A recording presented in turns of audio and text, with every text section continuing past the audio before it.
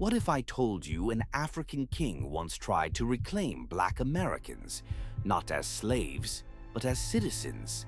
In the early 1900s, decades after slavery had ended in the U.S., millions of freed African Americans were still trapped in poverty, segregation, and racial terror.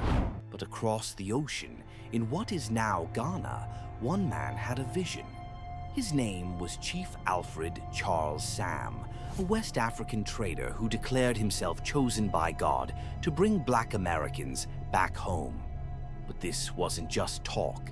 In 1913, he toured the American South, giving speeches, printing pamphlets, and gathering hundreds of families who were ready to leave the U.S. forever. He sold them land in Africa, promised jobs, and then he chartered a literal steamship. It was called the SS Liberia, and in 1914 it left the port of Galveston, Texas, with 60 Black men, women, and children loaded with tools, seeds, and dreams of freedom. When they arrived, however, reality hit hard. The land was undeveloped. There were no houses, no infrastructure, and local tribes saw them as outsiders. Disease broke out. Crops failed. Some families begged to return to America, but the U.S. government refused them re-entry. Chief Sam's dream was collapsing. Accused of fraud, threatened by colonial powers, and abandoned by investors, he vanished from history, possibly returning to trade, possibly dying in obscurity. But here's what's never talked about. Chief Sam wasn't a fraud.